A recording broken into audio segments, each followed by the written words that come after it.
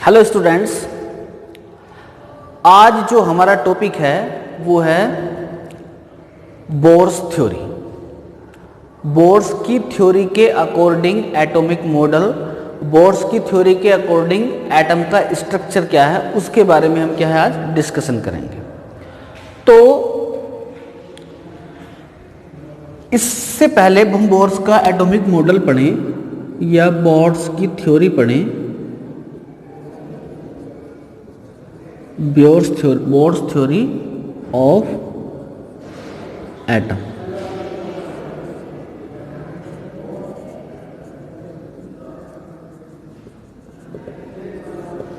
थोड़ा सा हमारे लिए ये जानना जरूरी है इस थ्योरी को समझने से पहले कि इससे पहले जो डेवलपमेंट हुए थे एटॉमिक स्ट्रक्चर के बारे में, उसमें मुख्य रूप से क्या था। तो बोर्स से पहले जो एटॉमिक मॉडल आया था वो आया था रदरफोर्ड का। किसका आया था? रदरफोर्ड का। ठीक है, रदरफोर्ड के एटॉमिक मॉडल में रदरफोर्ड ने ये कहा था, जो उसकी मेन कंट्रीब्यूशन था एटॉमिक स्ट्रक्चर में, कि एटम होता है, एटम के सेंटर में न्यूक्लियस होता है और न्यूक्लियस के चारों तरफ क्या है? इलेक्ट्रॉन्स रिवॉल्व करते हैं, घूमते हैं। ये क्या है? रदरफोर्ड का बहुत बड़ा योगदान है किसमें? एटम के स्ट्रक्चर को जानने में, और ये इसका कंट्रीब्यूशन आज भी माना जाता है। ये सबसे पहले क्या है कि न्यूक्लियस, ये एटम के सेंटर में न्यूक्लियस होता है, उसके चारों तरफ इलेक्ट्रॉन रिवॉल्व करते हैं। लेकिन जैसे जैसे फिर क्या है, कल जैसे आपकी प्रीवियस वीडियो में बात हो रही थी कि मैग्नेटिक लाइट के बारे में तमाम तरह की इन्वेंशन हुई। तो इस डेवलपमेंट के बाद साइंटिस्टों ने ये कहा कि इलेक्ट्रॉन्स न्यूक्लियस के चारों तरफ घूमते हैं, चलो बात सही है, लेकिन इलेक्ट्रॉन कैसे चार्ज पार्टिकल्स हैं? चार्ज्ड पार्टिकल्स हैं। इलेक्ट्रॉन्स चार्ज पार्टिकल्स हैं, ये सर्कुलर मोशन में क्या कर रहे हैं? घूम रहे हैं। तो जब भी कोई चार्ज पार्टिकल सर्कुलर मोशन में घूमता है तो वो रेडिएशन करता है एनर्जी का। किस रूप में? इलेक्ट्रोमैग्नेटिक के रूप में। इलेक्ट्रोमैग्नेटिक रेडिएशन होगा।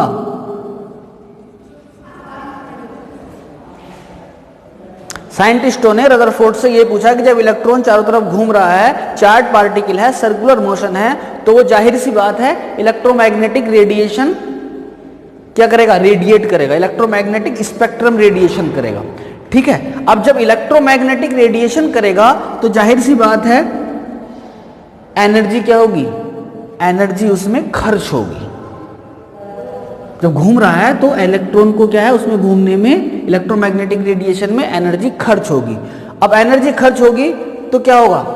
जब तक एनर्जी है तब तक घूम रहा है, धीरे धीरे क्या है, जब एनर्जी लॉस होती रहेगी तो वो क्या है, इलेक्ट्रॉन्स धीरे धीरे धीरे धीरे धीरे धीरे कहाँ चला जाएगा? सेंटर में चला जाएगा। जब एनर्जी बिल्कुल खत्म हो जाएगी वो न्यूक्लियस में चला जाएगा, न्यूक्लियस में कोलैप्स हो जाएगा, और जब इलेक्ट्रॉन न्यूक्लियस में गिर जाएगा तो पूरा ही एटम क्या हो जाएगा? खत्म हो जाएगा, उसका एग्जिस्टेंस ही क्या है? समाप्त हो जाएगा। मतलब एटम अनस्टेबल हो जाएंगे। लेकिन जनरली किसी भी एलिमेंट्स के एटम जो होते हैं वो कैसे होते हैं? स्टेबल होते हैं। तो ये कमी हुई रदरफोर्ड के मॉडल में। यहां आकर क्या है, रदरफोर्ड का मॉडल वो सक्सेस नहीं है, फेल हो जाता है। कि रदरफोर्ड के मॉडल के अनुसार ये एक्सप्लेन करने में कठिनाई पड़ी कि इलेक्ट्रॉन्स जो हैं वो एनर्जी लॉस करेंगे, सेंटर में क्या है, न्यूक्लियस में वो कोलैप्स हो जाएंगे, एटम क्या है, अनस्टेबल हो जाएगा। लेकिन एटम स्टेबल होते हैं, ऐसा क्यों? मतलब सीधा यह है कि रदरफोर्ड के मॉडल के अनुसार एटम अनस्टेबल होने चाहिए, लेकिन एटम होते हैं स्टेबल, तो ऐसा क्यों? ठीक है, तो इस चीज को समझने के लिए और इस चीज का एक्सप्लेनेशन, साइंटिफिक एक्सप्लेनेशन दिया वो नील्स बोर ने दिया। नील्स बोर जो है एक बहुत ही प्रतिभावान साइंटिस्ट थे, उन्होंने इस थ्योरी को दिया जिसको बोर्स थ्योरी के नाम से जानते हैं 1913 में। तो हमें जो समझना है आज वो ये समझना है कि नील्स बोर के अकॉर्डिंग रदरफोर्ड के बाद जो एटॉमिक मॉडल आया उसमें क्या है। ठीक है, तो नील्स बोर ने कुछ पोस्टुलेट्स दिए, वो आपको समझने हैं।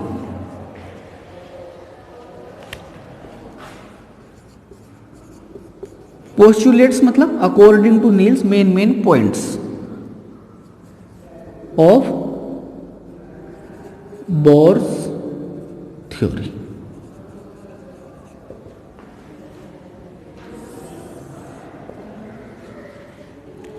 क्या पोस्टुलेट्स दिए? सबसे पहले बोर्स ने यह कहा कि जब कोई इलेक्ट्रॉन किसी एटम्स में होता है, रिवॉल्व करता है, तो ऐसा नहीं है कि कोई भी इलेक्ट्रॉन कहीं भी रिवॉल्व कर देगा। ठीक है, एक स्पेसिफिक फिक्स्ड एनर्जी लेवल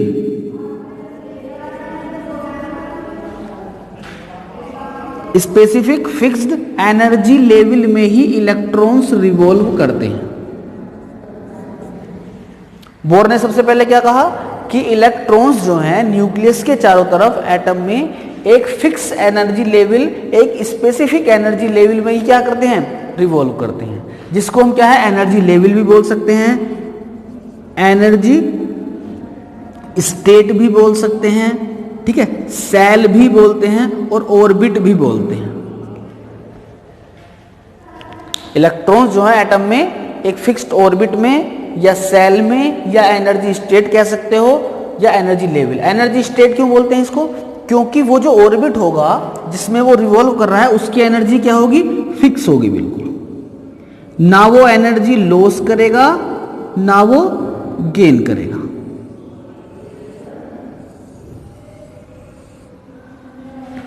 ठीक, जिसकी सबसे कम एनर्जी होगी, जो सबसे न्यूक्लियस के पास होगा, उसने उसको नाम दिया क्या, के सेल। ये 9th में भी आप पढ़े हो, L shell, M shell, N shell, इस तरीके से। तो सेल कौन सी हो गई हमारे, के एल एम, इस तरीके से। मतलब ये एन बराबर 1 2 3 4। ठीक, ये बात होगी। दूसरा जो पॉइंट्स था जो बोर ने दिया, वो ये कहा कि ये जो है, जैसे रदरफोर्ड ने क्या कहा था कि रेडिएट करेंगे, सही है। तो इसमें जो है लॉजिक बोर्स का ये आया कि चूंकि ये फिक्स रहते हैं तो ये क्या है, ना तो एनर्जी लॉस करते हैं और ना गेन करते हैं। ठीक है, उसके लिए फिर ये बताया गया कि इनका जो एंगुलर मोमेंटम होता है, एंगुलर मोमेंटम क्या होता है भाई, एंगुलर मोमेंटम ये होता है जब कोई पार्टिकल किसी सर्कुलर मोशन में घूमता है। मान लीजिए ये पार्टिकल है जिसका मास है m और इसकी वेलोसिटी है मान लीजिए v और ये जो है रेडियस है r, तो एंगुलर मोमेंटम जो होता है जिसको l से रिप्रेजेंट करते हैं इज इक्वल टू mvr होता है। ये आपको फिजिक्स में बताया जाएगा। तो according to next postulates of Bohr's model, angular momentum of particular electron is the whole integer of nh by 2 pi। क्या मतलब हुआ इसका? इसका मतलब ये हुआ कि एंगुलर मोमेंटम L जो होता है वो होल इंटीगर होता है किसका, h by 2 pi का।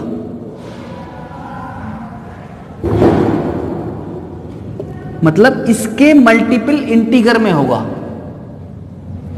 h क्या है इसमें, h इज इक्वल टू हमारा प्लांक्स कांस्टेंट।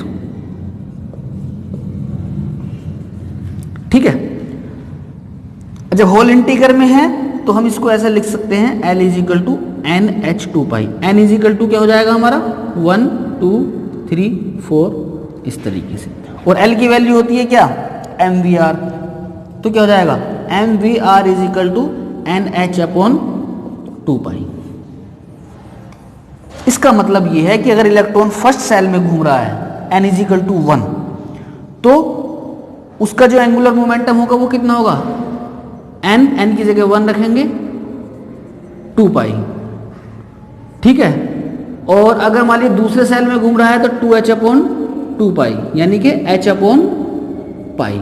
इसी हिसाब से 3h बाई 2 पाई, मतलब होल इंटीगर में होगा एंगुलर मोमेंटम की वैल्यू। ठीक है, नेक्स्ट जो पॉइंट बताया बोर्ड्स ने वो ये बताया कि इलेक्ट्रॉन जो है, जैसे मान लीजिए यहां इलेक्ट्रॉन है, तो ये क्या है, first shell, second shell, third shell, fourth cell.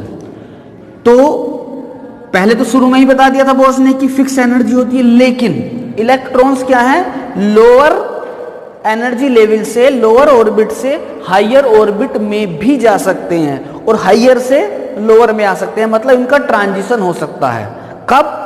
Lower से हायर में तब जाएंगे जब वो क्या है, एनर्जी को क्या है, एब्जॉर्ब करेंगे। अगर हम फोटोन के थ्रू, लाइट के थ्रू इलेक्ट्रॉन को एनर्जी दे दें तो इलेक्ट्रॉन जंप करके लोअर एनर्जी से हायर एनर्जी में जा सकता है, पहली बात। दूसरी बात, अगर वो हायर से लोअर में आएगा, उसका ट्रांजिशन क्या है, हायर से लोअर में होगा, तो वो एनर्जी रेडिएट करता है। दो बातें हो गई।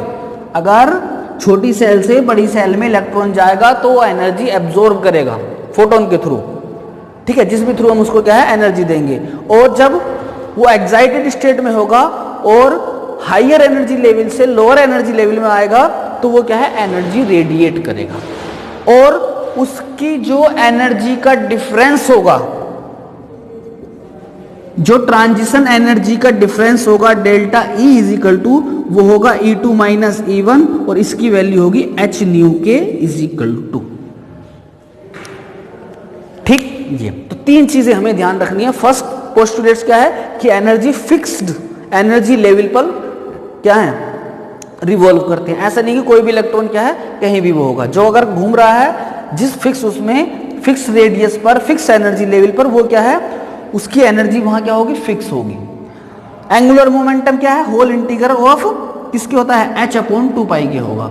थर्ड क्या है, जो एनर्जी ट्रांजिशन एनर्जी जो क्या डिफरेंस होगा हायर एनर्जी लेवल और लोअर एनर्जी लेवल का, उसकी वैल्यू h न्यू के इज इक्वल टू होती है। h क्या है हमारा, प्लांक्स कांस्टेंट है, और न्यू क्या है, उसकी फ्रीक्वेंसी। ठीक है, तो ये क्या थे हमारे main postulates of Bohr's theory थे। अब इसी के अकॉर्डिंग देखो एक चीज और बता दें आपको कि बोर्स का जो मॉडल था, इसने मेनली जो ये जो पोस्टुलेट्स दिए, ये किस पर दिए, हाइड्रोजन या हाइड्रोजन लाइक एटम पर दिए, जो सबसे हमारा क्या है, सिंपल एटम है, जिसमें एक ही इलेक्ट्रॉन है, उसके लिए ये थ्योरी थी। ठीक, उसके लिए जो उसने एनर्जी निकाली हाइड्रोजन एटम के लिए, वो energy En is equal to थी हमारी -1312/n² जूल सेकेंड। ठीक, और जो रेडियस निकल के आई थी वो हमारी थी 0.529 n² एंगस्ट्रॉम।